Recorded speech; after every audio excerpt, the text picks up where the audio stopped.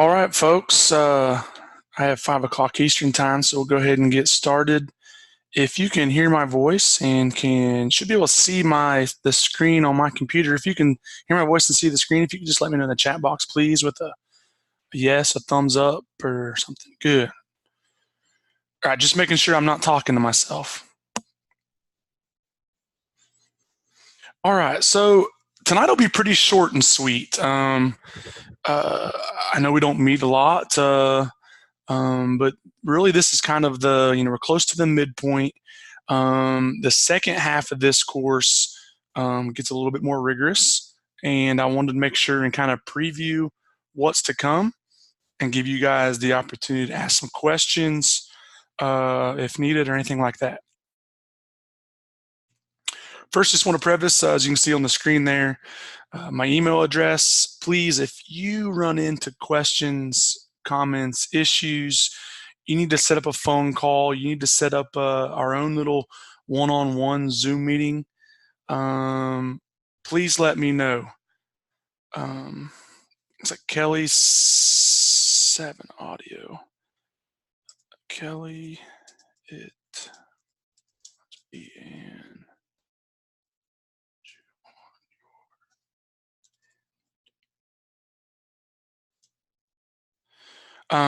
So please, if we need to set anything up, I'm definitely willing to do that. So all that I'm doing, folks, I am recording this, so it may be tomorrow before it's downloaded. But I'll put that recording up. I'm in Canvas right now, and what I plan to do probably tomorrow will be to take down my little note saying that we're having an online meeting tonight. I'll take that down, then I'll put up the recording. It'll probably Good, Kelly. Welcome. I'll take that down, probably upload it to YouTube, and I'll put that link under either week 6 or week 7 if you need to go back and watch that. So, all right. So moving forward, then. So I have Canvas up. My Canvas site may look a little bit different than yours, but basically, just wanted to once again kind of preview the rest of the semester. So. Obviously, we had a discussion board last week. This week, week 7, you have your second paper due on October the 3rd. That's on Thursday by the end of the day. This paper is going to be just like the paper that you did during week 4, except it's just a different article. Read that article, kind of provide me a summary / reflection. Yeah, so it'd be 2 pages or more, follow APA, should be double spaced 12 font. So as long as it's 2 full pages of a summary / reflection, more of a reflection than anything, 12 font, double spaced, the biggest thing I'm looking for is the quality. Is it good writing? I'm not going to beat you up on APA. This is not a doctoral course or anything like that. So as long as you try to reference things. Biggest thing I'm looking for the quality of writing, 2 pages or more, you'll do fine. After that, it's evident everybody has down the discussion boards. So week 8 and week 9 are discussion boards just like the other ones that you've done.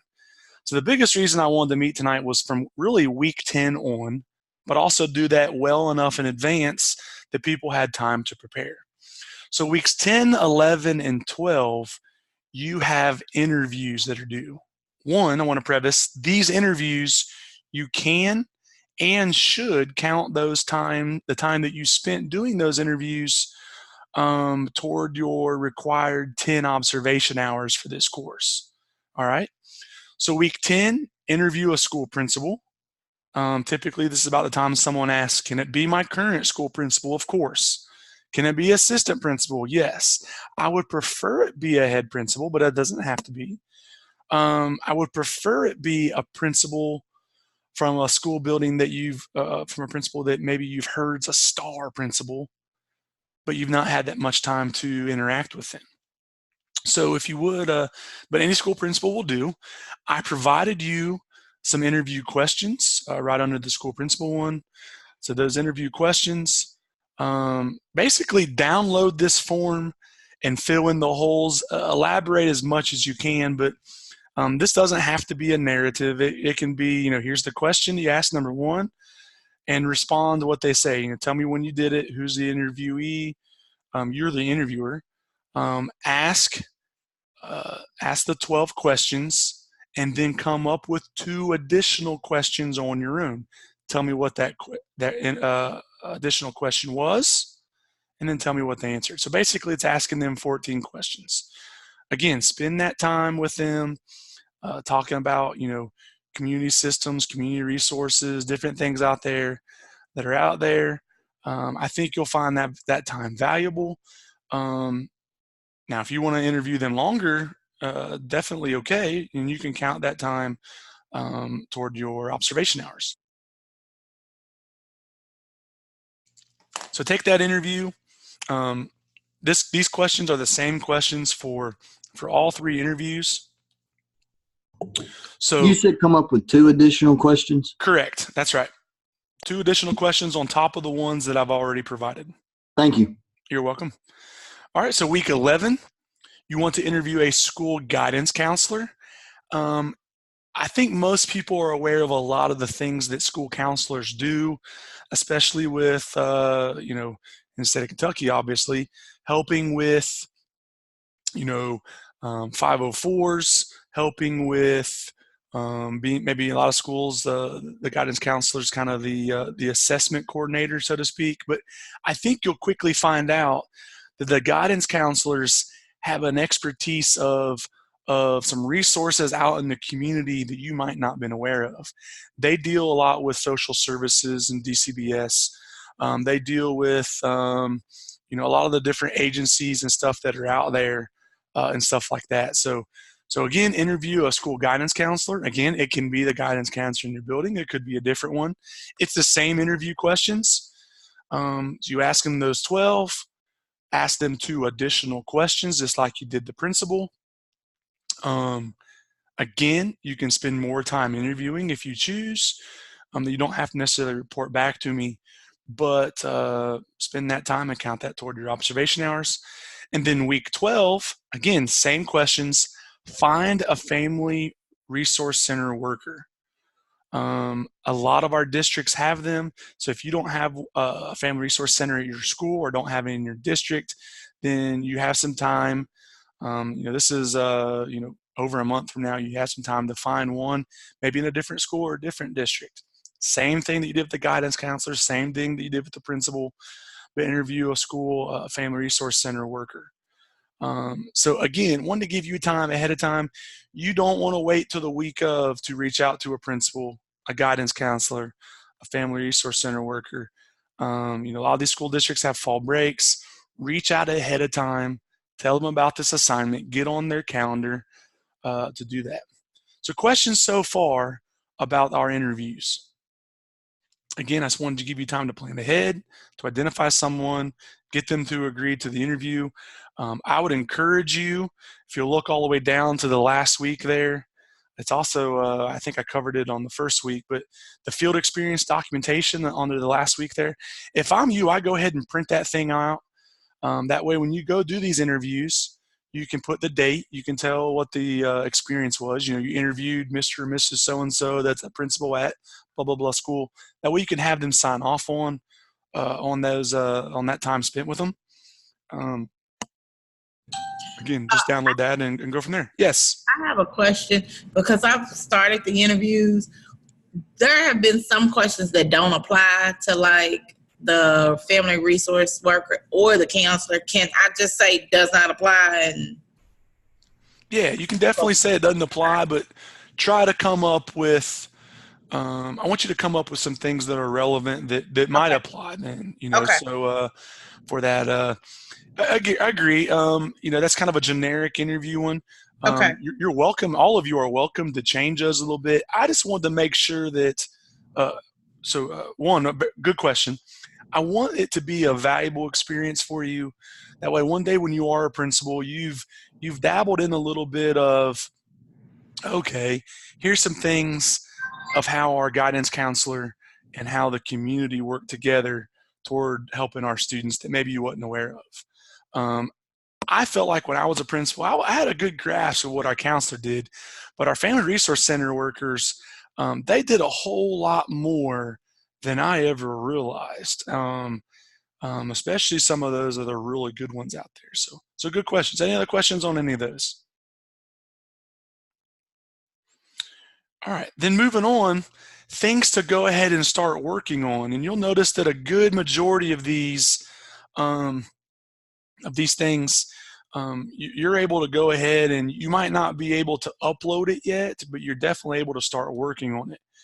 You definitely don't want to wait till the week before to do your, I'll call it the anchor assessment, the culminating project. All right, that culminating project, much like your other courses, having an anchor assessment in there. In this class is not due until December the 1st. You need to go ahead and start working on that.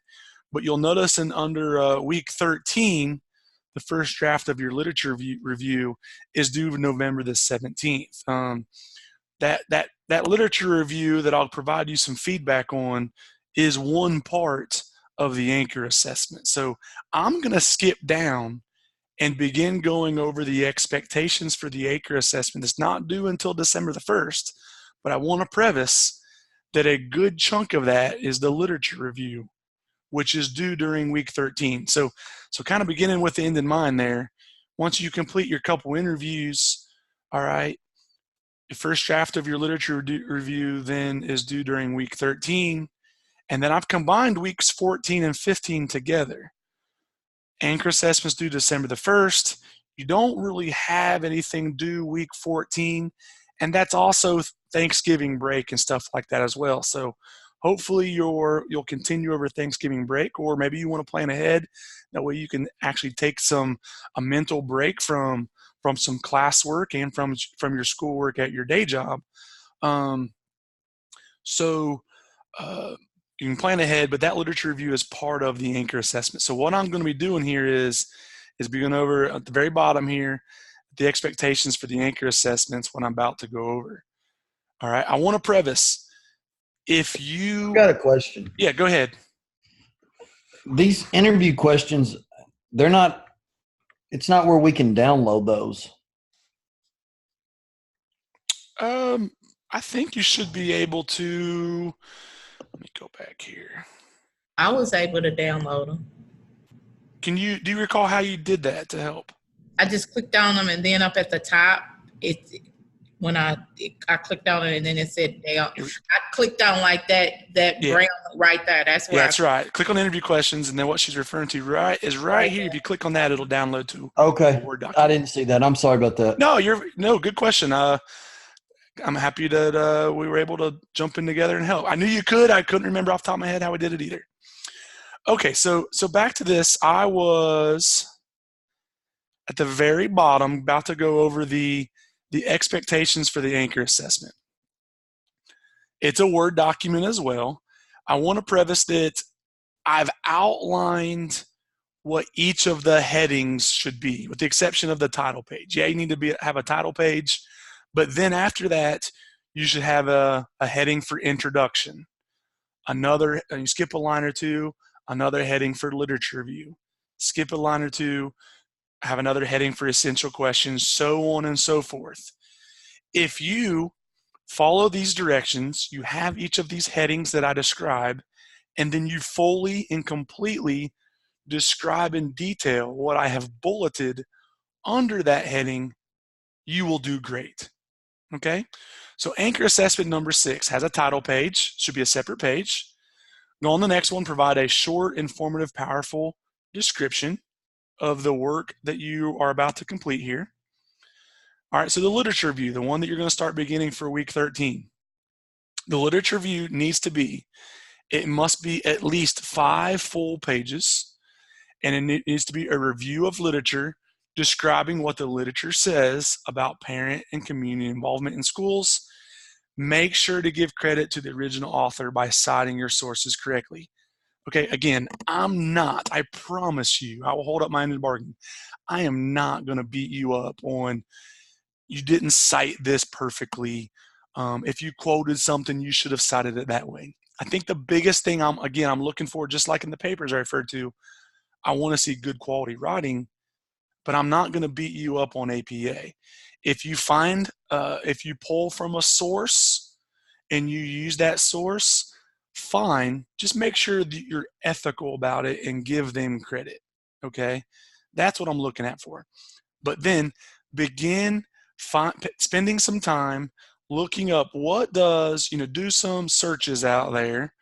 What does the literature say about parent and community involvement in schools? All right. I think a good strategy is find 8 to 10 sources and just start off reading. What does the literature say about parent and community involvement in schools? Do your research on that. Find 7 to 10 articles about that. Just do some reading. And then after you're done reading all those 7 to 10, then start to develop an outline of, okay, now that I've read all those, what does it say? Try to come up with a couple different headings.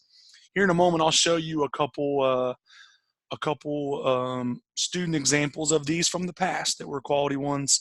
That way it'll give you a good idea of what I'm looking at. All right, next, number 4, essential questions. List the essential questions for developing and maintaining a tight-knit school community that utilizes all available resources. Basically, the big thing is, and this is one that students always have trouble with, and I will admit it's difficult.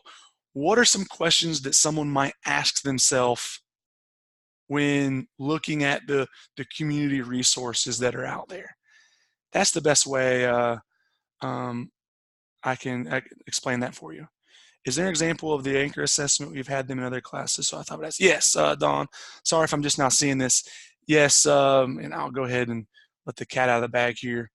Under weeks 13 and 14 are some resources available for you. A literature review example under week 13. APA resources listed under week 13.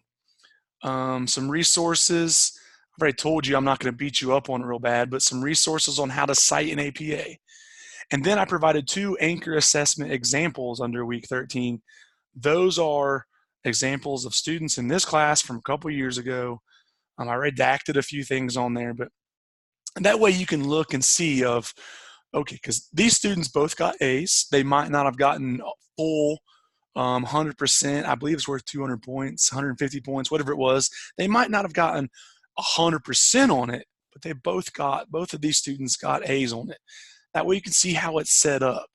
How did they go about doing it? A lot of times that helps clear up any misconceptions if you can see some quality examples of those. Yeah, you're welcome. And then under week 14,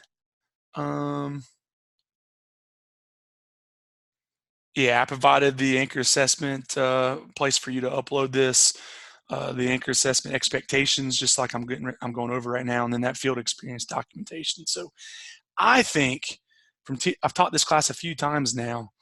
I believe once you look through those 2 examples, it'll clear things up real clear for you. I know specifically when I taught this class, I believe a year ago, once I showed those students those examples, everyone was crystal clear on the expectations moving forward.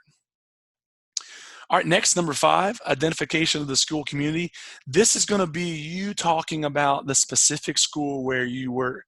Provide me some student demographics. Tell me about your school, the number of students, the grade levels, any information you can find out on your male, female, socioeconomic, ethnicity, special education.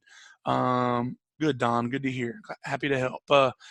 Basically a lot of that stuff that, especially in the state of Kentucky, your school report card might. Hey, we're, they're, 14% of the student population's African American, 2% Hispanic, 51% female, 49% male. We're 62% free and reduced lunch. Some of those types of things. Any information you can find out about your staff demographics, as well as any information that's out there about your parents and your parent involvement. Maybe you keep track of the participation from your parents at community events, parent-teacher conferences, and things like that.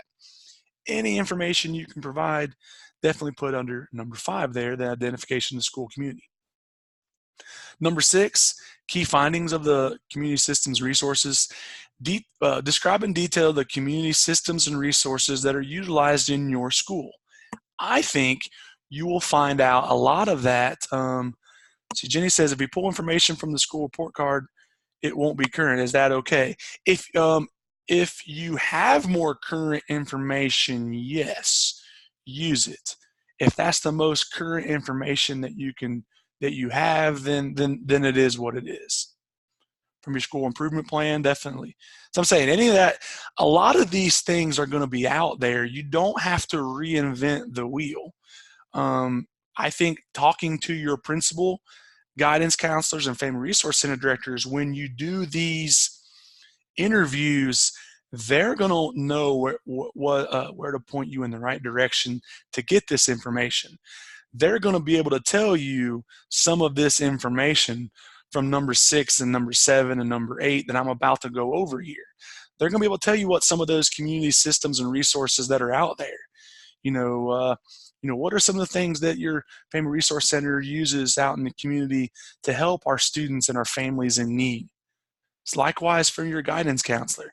They're going to know that, listen, when this student or family has these issues, this is a free resource that we point them in the direction of. All right. It was intentional on my part to ask you to do some of these interviews before you do this anchor assessment. It was also intentional on my part to make you aware of some of these things you're going to need to find out before you do these interviews as well. Okay? So that's part of number 6. Number 7, social, historical, and political conditions. Describe the processes used to become informed on social, historical, or political conditions in your school community. Describe the social, historical, and political conditions in your school community, and how have you utilized in the parents for parent and community members, things like that. So this is definitely going to be a little bit individual for each of your schools. What are some of the things that you invite the community in with, invite the public into? Social, historical, and political conditions. Have there been some issues with or positive ways that ethnicities, how the different ethnicity groups have come together toward a common goal? Have there been any social issues or positive things socially? Just kind of ask the questions. Especially if you grew up there and you've lived there and now you work there, this might be a lot easier. For some of you that did not, you might need to ask your principal, ask your guidance counselor, ask some people in the building who've been there for a while, some of the social, historical, and political conditions that take place there.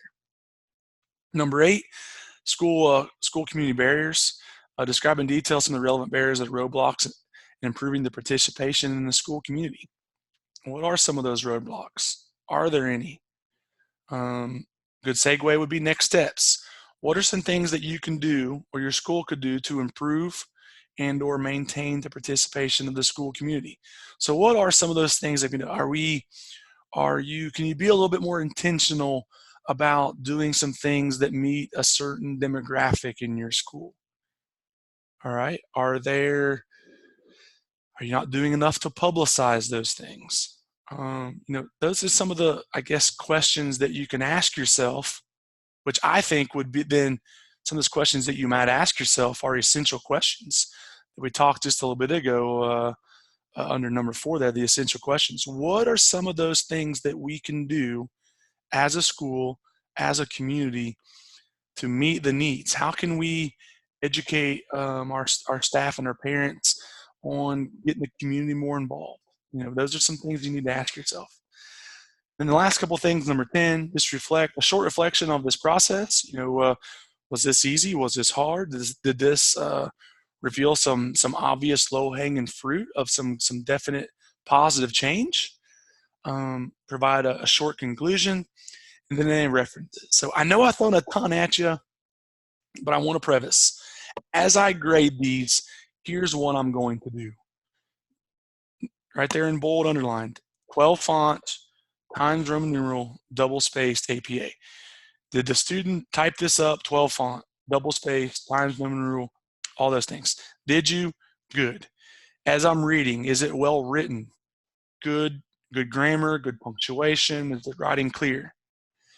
As I go through these, did you follow this outline of here's the heading and then the bullet? Here's some things that need to be described in there to meet the minimum expectation. If you do all those things, you're going to get full credit or really close to it. If you don't follow this outline, the writing's not clear, you're not being thorough on meeting all the expectations from those bulleted things, then you won't do as well. So I tried to make this as crystal clear as possible. I think you'll see that the examples I provided from students, those students did do those things, and you can easily see why they did well on them. Other questions about the anchor assessment?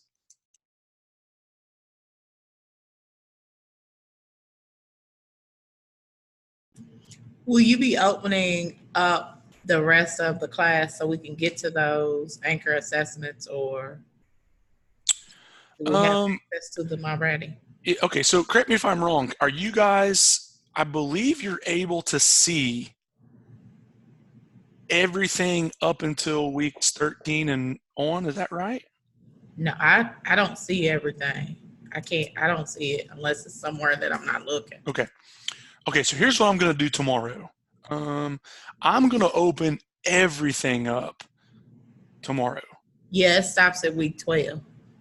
You can see up to week 12? Yeah, it stops at week 12. Oh, it stops at week 12. Okay, good. That was intentional on my part. Okay, so week 13, I'm going to open up a lot of things. Week 13 and 14, you just won't be able to upload it yet. And here's why I do this.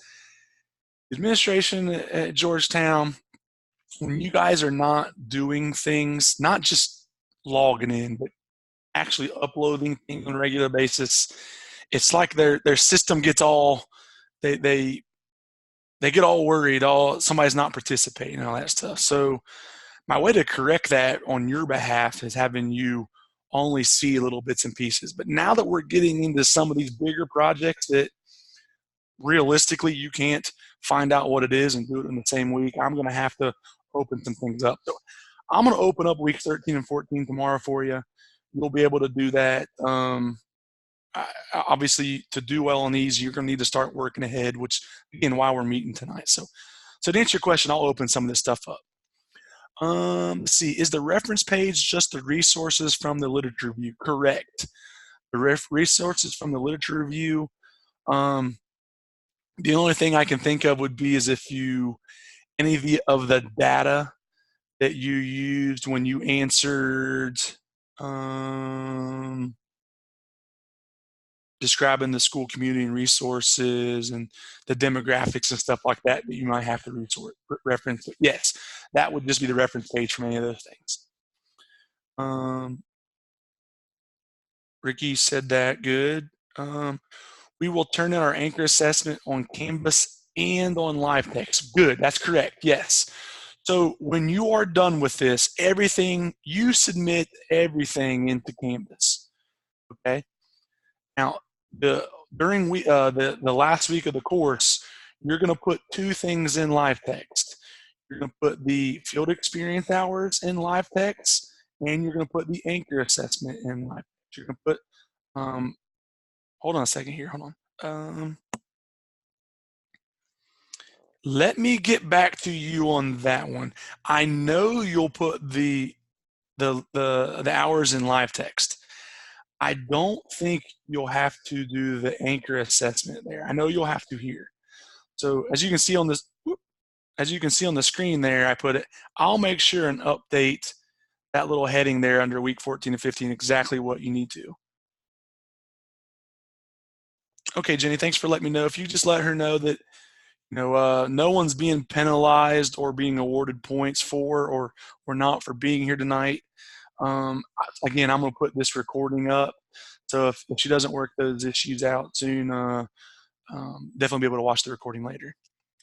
And lastly, folks, the field experience documentation, again, right here, the 10 hours is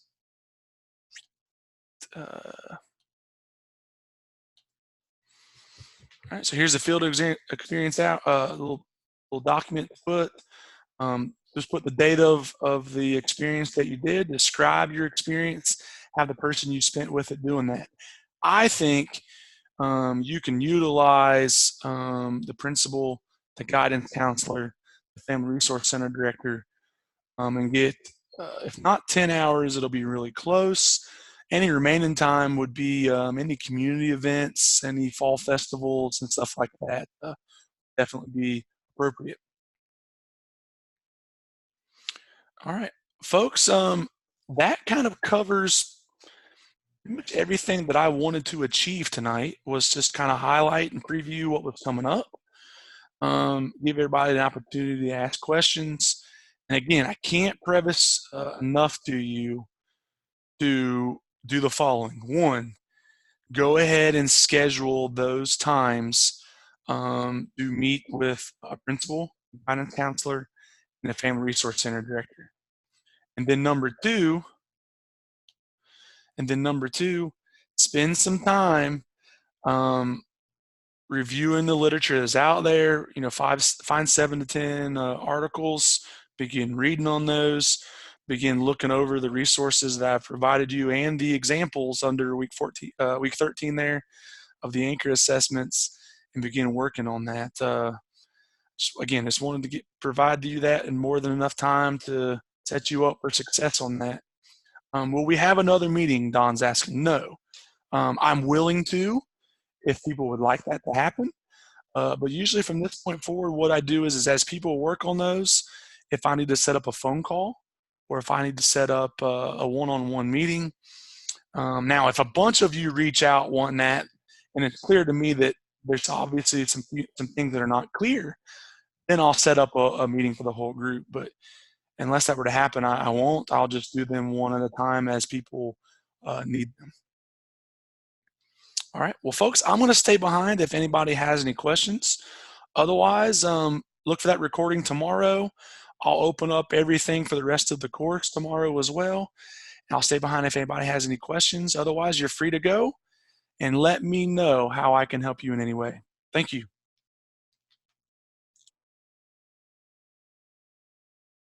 Thank you. You're welcome. Thank you.